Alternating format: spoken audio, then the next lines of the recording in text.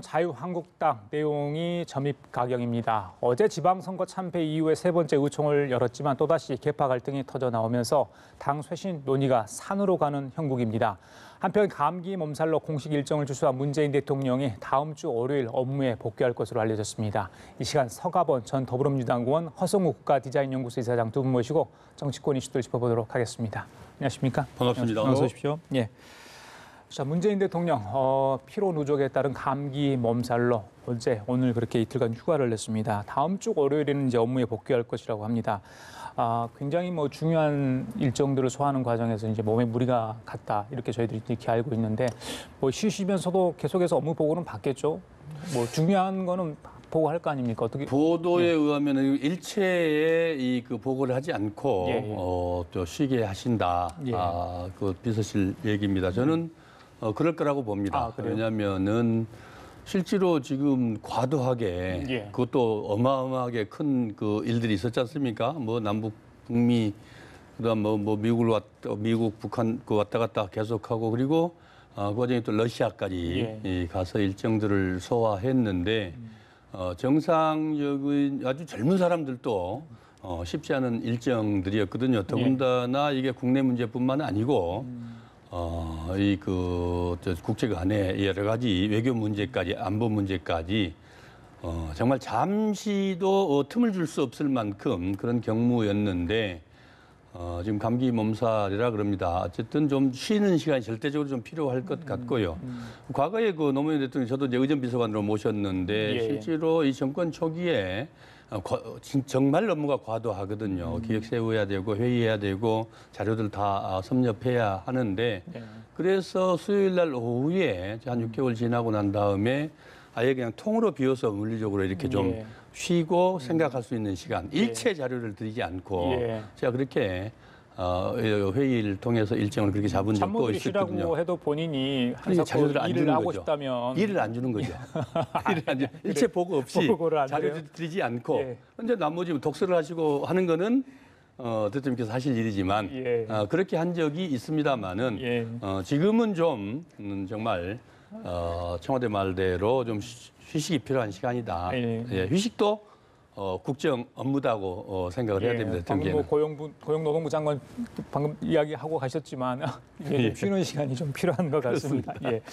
그 규제혁신위원회가 연기됐죠. 27일 날 예정이 있었는데 이거는 이낙연 총리의 건의로 의한 거다 이렇게 청와대는 이야기를 했습니다만은 답답하다는 이야기를 했고요.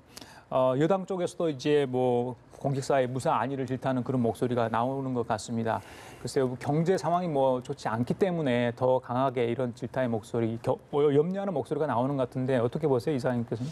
저는 대통령께서 답답하다는 심정을 표한 것은 일종의 이제 공직사회에 대한 경고 아니겠느냐. 왜냐하면 이제 과거 이제 이명박 박근혜 정부 때도 사실 그 규제 혁신 때문에 상당한 노력을 많이 했잖아요. 그리고 또 그 규제 혁신, 규제 푸는 문제 때문에 여야 간에 기사문도 많이 하고 그 중에 이제 규제 프리존이라든가 또 서비스 발전 사업법이라든가 이런 것들은 결국 이제 서비스 발전 사업법 같은 경우는 4년 만에 교대하다가 폐기된 적도 있잖아요. 지금 그러다 보니까 사실은 대통령 입장에서는 바쁘잖아요. 지금 남북 정상회담에는 여러 가지 국제적인 상황도 처리해야 되지만 더 중요한 건 지금 이제 국내 현안 이제 챙겨야 할 때가 됐잖아요. 또 선거도 끝났으니까. 근데 막상 지금 우리가 사실 신성장 동력이라는 걸 찾기 위해서 사실 하려고 하는 게 모든 규제에 막혀갖고 지금 다 홀딩돼 있잖아요. 그러니까 지금은 남북 문제 현안에 집중하다 보니까 이 규제역 문제가 상당히 풀릴 것이라고 생각하는데 막상 뚜껑 열어보니까 이게 전혀 문제 해결이 안 되었으니까 대통령 입장에서는 이거 지금 왜냐하면 이게 규제개혁 문제라는 것은 결국은 일자리 창출하고 연결돼 있거든요. 이거 다 복합적 이게 되다 보니까 대통령 입장에서 너무 답답하잖아요. 아까 이제 우리 서가부 의원께서 말씀하셨지만은 대통령이 업무 스타일이 저는 각종 책 서적 같은 거 보면은 되게 꼼꼼하게 챙기는 스타일이더라고요. 노무현 대통령은 이렇게 다 맡기는 스타일인데 문재인 대통령은 직접 챙기는 스타일인데 아마 쉬지 못할 거면 이거 아마 이 정도 얘기했으면 쉬시면서 규제개혁을 어떻게 앞으로 이걸 할 것인가 월요일부터 아마 거기에 대해서 챙기는 그런 아마 일정을 좀 챙기지 않겠나 그래요. 들리는 이야기로 이제 경제 관련 부처 비상이 걸렸다 이런 얘기도 있습니다. 말씀하신 것처럼 휴지 못할 거다 업무 스타일상 그런 얘기인데 지금 지난번에 이제 청와대 수석 세 자리 교체하지 않았습니까? 그래서 이제 개각을 곧 할 것 같다. 이러면 다음 주 얘기가 나옵니다. 그래서 개각폭과 관련해서 어떤 분이 또 자리를 옮기게 될지 청문회 전국을 하면 조금 지금 상황에서 좀 적절치 않다. 뭐 이런 이야기도 있던데 우리 서 의원님 어떻게 보세요? 예, 지금 이제 어쨌든 지금 농림부 장관이 비어 있습니다. 한 자리 비어 있고 또 지자체 선거 이후에 집권 2기 그 내각을 구성한다. 뭐 이렇게 언론들도 보고하고 있습니다만 또 실제로 그런 점이 있죠. 예상하기는 지금 소폭일 거라고 예상을 합니다. 청와대가 생각 외로 사실 그 폭이 큰 그 수석 교체가 있었거든요. 과연 내각도 그럴 것이냐, 그럴 요인이 있느냐. 예. 일반적으로는 큰 요인은 없습니다. 단지 지금 이제 민주당이 전당대회를 하고 있는데 김부겸 행자부 장관이 개각에 포함될까 안 될까. 이 김부겸 장관이 포함되느냐 안 되느냐에 따라서 폭이 좀 커질 수도 있고 생각보다 좀 커질 수도 있고 그냥 몇 개 그 보도된 대로 두세 개 또는 서너 개 정도의 이런 정도의 소폭의 이 개각이 있을 수도 있다고 생각합니다. 그런데 문재인 대통령의 그 용인술이라고 할까요? 사람 쓰는 이 스타일이 결국 일을 맡기면은 권한을 분명하게 부여하고 또 책임지게 하는 거거든요. 그래서 쉽게 바꾸지는 않습니다. 당대표 시절에도 사무총장이나 기획위원장들에게 딱 그 맡기는 과정에서 심사숙고했지만은 맡기면 전권을 다 맡겼거든요. 지금도 지금 그렇게 그 내각을 운영하고 계시는데 그러 보면은 그렇게 많은 그 개각을 하지는 않을 것 같다. 왜냐하면은 지금부터 일할 때거든요. 준비했기 때문에 그렇죠. 바꿔서 이거를 다시 또 그 업무 파악하는데 시간을 허비하고 싶은 생각은 없을 것 같습니다. 예, 이사님 어떻게 예상을 하십니까? 저도 서가원 의원 말씀하신 대로 소폭으로만 될 가능성이 높다. 왜 소폭이냐? 두 가지 요인이 있다고 봅니다. 첫 번째 하나는 뭐냐면은 지방선거를 완성을 했는데 굳이 대폭 바꿔서 청문회 전국을 만들어서 이걸 또 혼란스럽게 하겠냐 하는 부분이고요. 또 하나는 뭐냐면 이제 이낙연 총리의 인사재청권 이 부분을 우리가 유심히 한번 지켜보는 차원에서 6.13 지방선거 전에 이낙연 총리가 소폭 개각을 대통령께 요청을 했다라는 그 언론 보도를 통해서 봤지 않습니까? 그거는 뭐냐면은 그 이낙연 총리가 과연 인사재청권을 제대로 행사하느냐 이게 굉장히 중요한 그 포인트거든요. 이번에요. 첫 이제 개각하는 부분이기 때문에 그 부분에서 아마 그 이낙연 총리의 의견을 아마 존중하는 차원에서 소폭으로 가지 않겠나. 예.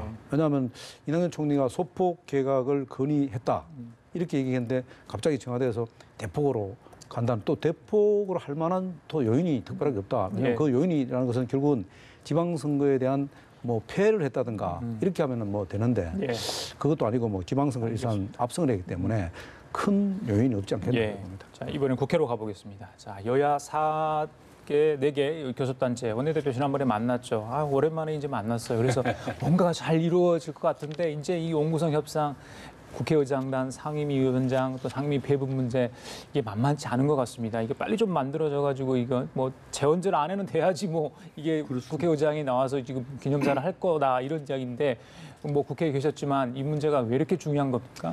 실제로 원구성 문제는 그 정말 그 농사로 보면은 씨를 뿌리는 겁니다.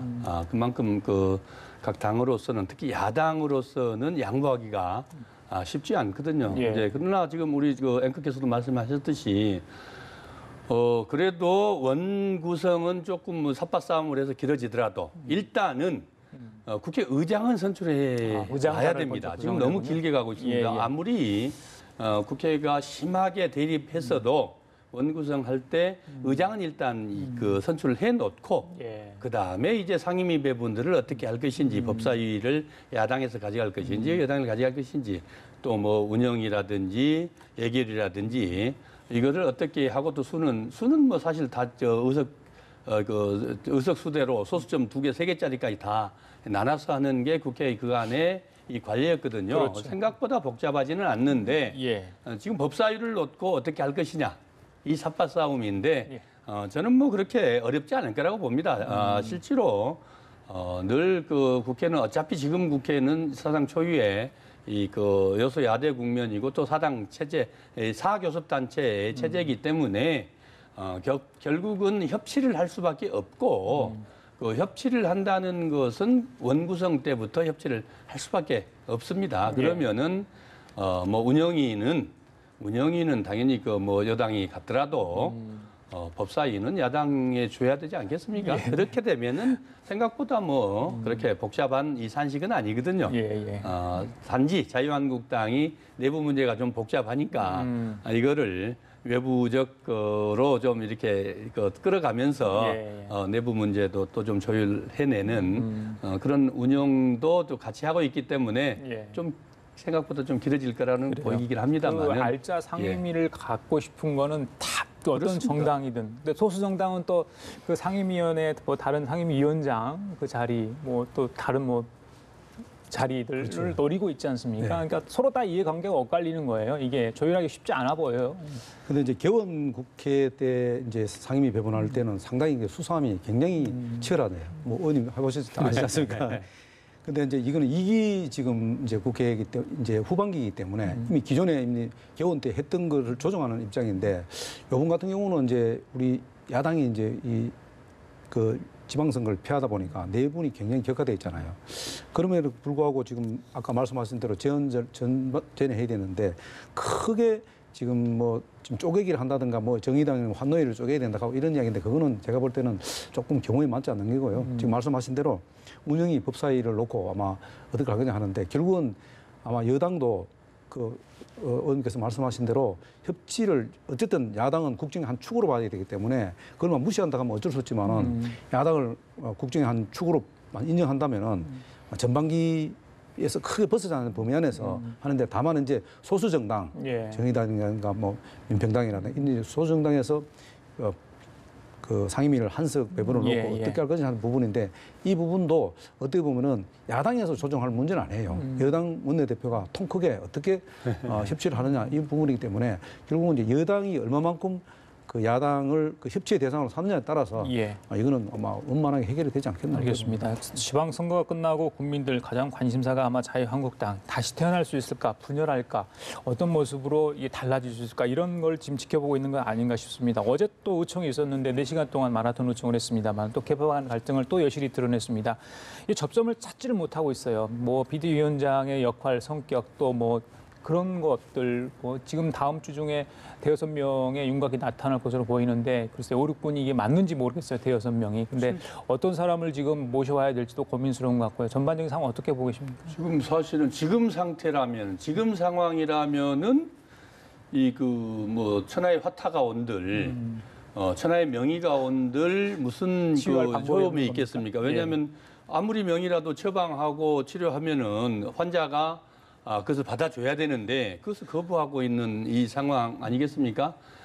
그러나 따지고 보면 또 이 정치고 또 이런 과정들을 거쳐서 정당이 또 좀 이 그 발전한다고 봅니다. 야당도 국정 한 당사자고 축인데 처음 아마 이제 뭐 그간에 많은 친박이나 치긴이네 하면서 기존의 이 정치 이 개파들하고는 좀 달라요. 지금 자유한국당의 개파는 워낙 세게 이명박 대통령 때 친박 학살, 또 그 박근혜 대통령 때 친이 학살이 이 그 트라우마들이 너무 큰 거 아니겠습니까? 그런 지금 이 반작용들인데 지금으로서는 좀 그 대가를 지불할 건 지불을 할 수밖에 없을 것 같아요. 지금 뭐 심지어는 어제 의총에서도 백정의 칼이네 뭐 또 원내대표 사퇴해야 된다 하고 심지어는 또 홍정원 같은 분은 뭐 이렇게 분당이라도 불사해야 된다 뭐 이런 취지의 분당까지 그 갈라서 해야 된다 이 분당까지 말씀하실 이 정도로 분위기였는데 과거에 열린우리당도 당대표를 9번이나 교체했습니다. 그럼에도 불구하고 나중에 질서는 잡았는데 그 경우하고 좀 다릅니다만은 아까 말씀드린 개파 간에 그 첨예하게 대립해 있는 게 그러나 좀 시간은 좀 걸릴 것 같아요. 알겠습니다. 그래서 시간은 좀 걸릴 것 같아요. 문제점을 인식을 하고 있는데 스스로 자기 손목을 자를 수 있는 그런 결단은 정말 내리지 못하는 그런 형국인 것 같아요. 이사님 전체적으로 어떻게 보고 계세요? 저는 이번에 자유한국당이 마지막 기회라고 봅니다. 그리고 어떻게 보면은 저 위기가 이 위기가 지금 강력한 위기가 왔을 때 기회가 생길 수도 있거든요. 근데 한 가지 이제 우려되는 것은 예. 이 마지막 경고를 얼마만큼 그 자유한국당을 지탱하고 있는 국회의원들이 얼마나 과연 이것을 아주 심각하게 받아들이냐 하는 거거든요.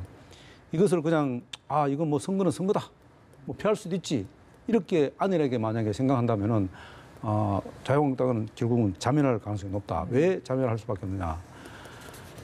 사실 그 박근혜 대통령이 탄핵되고 나서 아무도 책임지는 사람이 없었어요. 거기에 국민들이 엄청난 분노를 느낀 것 같아요. 또 특히 자유한국당을 전통적으로 지지해왔던 그 지지자들이 분노를 해갖고 이번에 사실 또 참패를 했잖아요.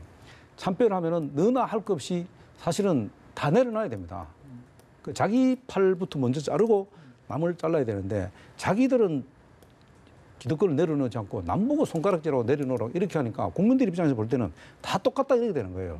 그래서 이렇게 내부에 맡겨놔서는 안 되니까 오죽했으면은 새로 비대위를 꾸려서 새로운 비대위원장을 모시고 와서 그분을 통해서 당의 어떤 정풍운동을 일으키고 혁신을 해야 된다. 이렇게 하는데도 그것마저도 지금 오리무중이에요. 지금 예. 자유한국당이. 그래서 상당히 그 참 답답합니다만 예. 왜냐하면 자유한국당이 결국 네 분이 오래 가면 오래 갈수록 이 사실 민주당한테는 굉장히 덕이 될 것 같지만 그렇지 않습니다. 왜냐하면은 자유한국당이 굉장히 혼란스러워지면은 국정의 한 축이 무너지기 때문에 결국은 같이 갈 수가 없어요. 그러면은 계속 지금 국회는 공정되고 민생 문제는 뒤쪽에 물러지고 그다음에 청와대도 사실 앞으로 나가고 싶지만 계속 발목 잡기 하는 게 아니고 발목 잡힐 수밖에 없는 거예요. 그런 상황이다 보니까 가능하면 대성적인 차원에서 자유한국당이 잘 마무리되지 않겠나 그런 겁니다. 알겠습니다. 자, 지금까지 서가번 전 더불어민주당 의원, 허성우 국가디자인연구소 이사장 두 분과 함께 얘기 나눠봤습니다. 오늘 말씀 감사합니다. 감사합니다. 잘 들었습니다.